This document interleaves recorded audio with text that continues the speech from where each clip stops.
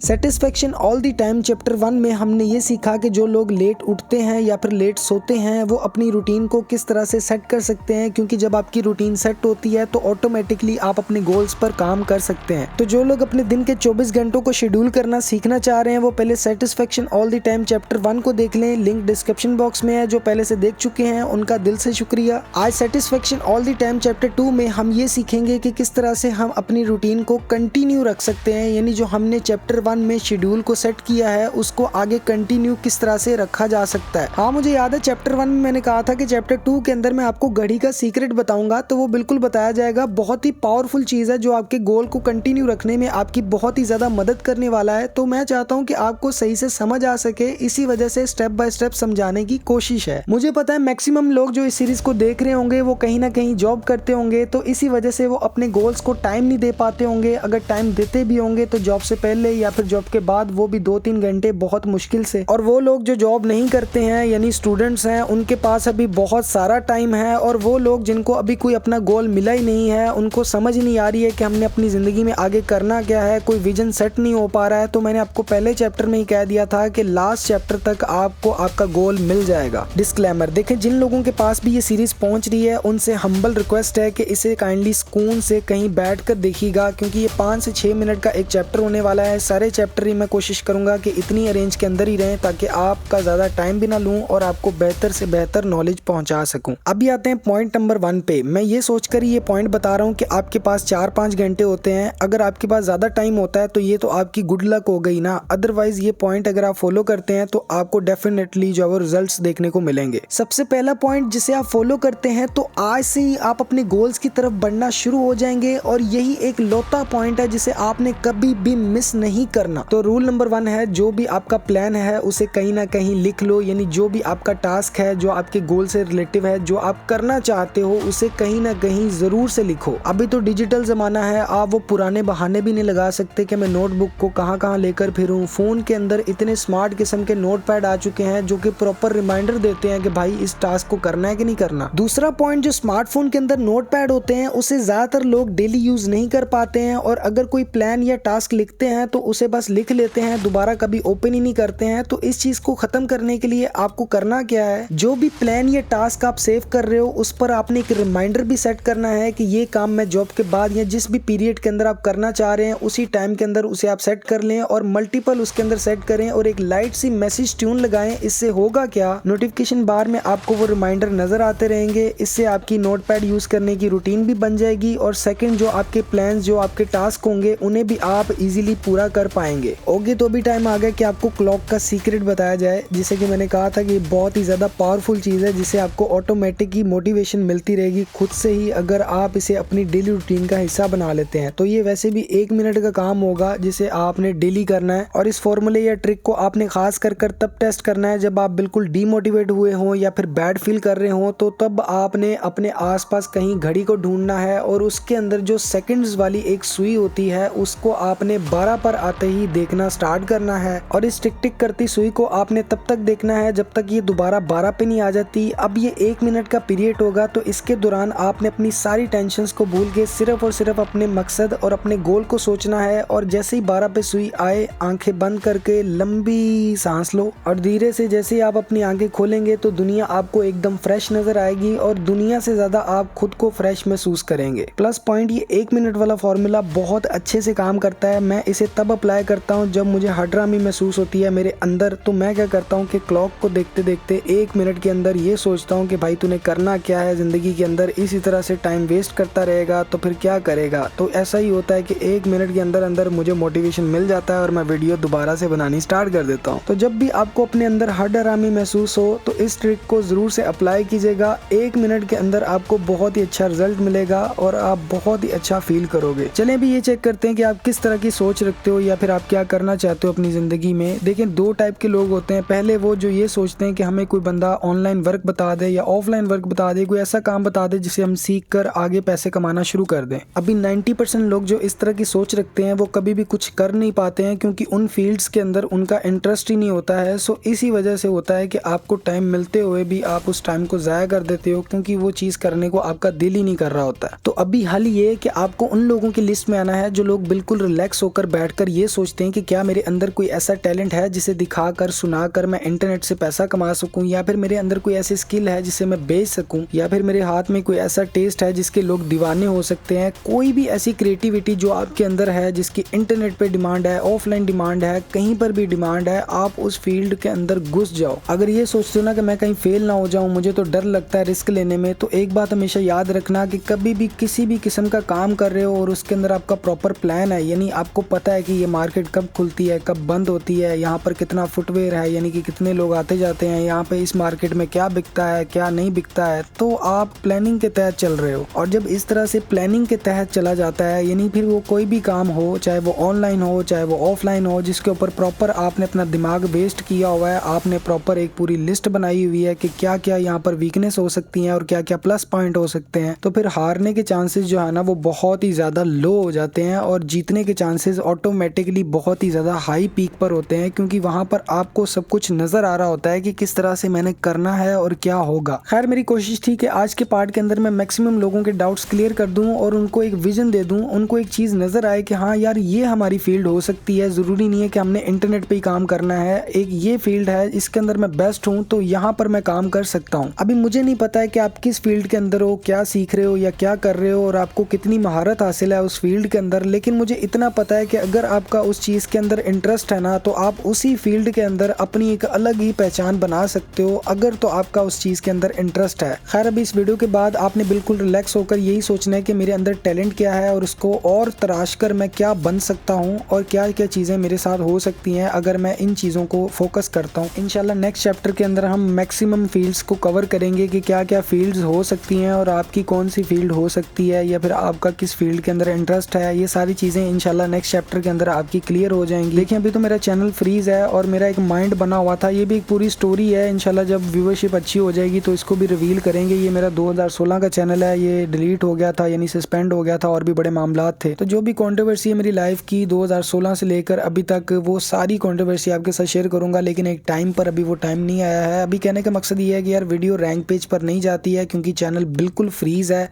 इसलिए इक्का दुक्का व्यूज़ आते हैं। इसी वजह से ये कहता हूँ कि यार कमेंट कर दिया करो और लाइक भी कर दिया करो, क्योंकि अभी आपकी सपोर्ट होगी तभी भाई आपका अनफ्रीज कर पाएगा इस चैनल को। बाकी इंशाल्लाह मेहनत है तो उसका फल ज़रूर मिलता है। फिलहाल इस चैप्टर में इतना ही। सेटिस्फेक्शन ऑल द टाइम के नेक्स्ट चैप्टर में मिलते हैं, तब तक के लिए अपना ध्यान रखिएगा दोस्तों। Take care, till then bye. Pakistan जिंदाबाद।